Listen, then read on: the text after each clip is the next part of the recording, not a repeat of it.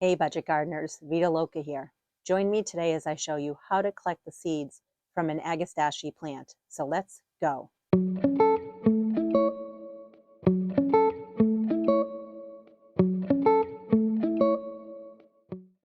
Agastache is also known as Anise Hyssop.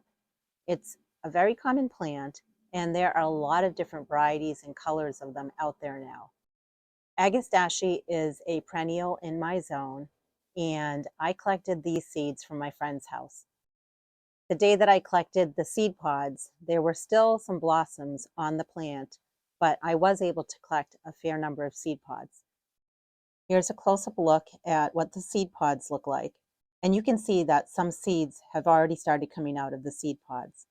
But in order to remove more seeds from these seed pods, you can just pick this up and just by barely shaking the seed pod around, you can see that the seeds are dropping.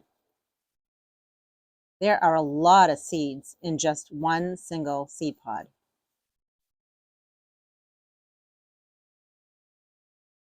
Another way that you can remove the seeds from the seed pod is by using a kitchen colander or a strainer. I'll show you that method as well. So what I have here is just a colander from my kitchen, and right beneath it is a bowl to collect the seeds. So we're going to do the same thing. I'm just pushing along the seed pod with my fingers. And what this does is it gets the small seeds to fall through the holes in the colander, but any bigger pieces that are not seeds remain in the top here. And it's just a nice way to separate the seeds that way.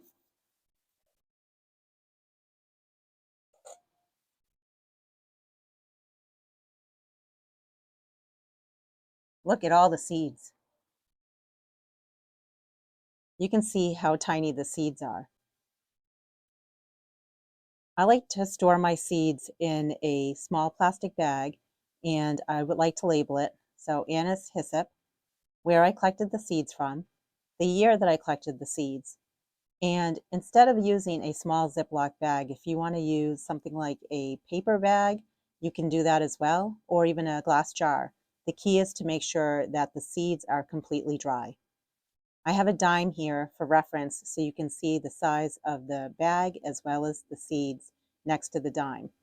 One way to easily funnel all of these small seeds into this bag is to fold this piece of paper in half. And by doing so, I can easily shift all of the seeds off of this paper and into this bag. It suddenly smells like licorice around here. This winter, I plan on starting the seeds outdoors using the winter sowing method. It makes sense for me here in my climate because we have nice cold winters, and certain perennials do require a cold stratification period. If this perennial does require a cold stratification period, I will pop that up on the screen just so you know. I still have a ton more seeds that I collected, and I plan on making videos for those, so you don't want to miss them. Until the next video, make it a great day with gardening.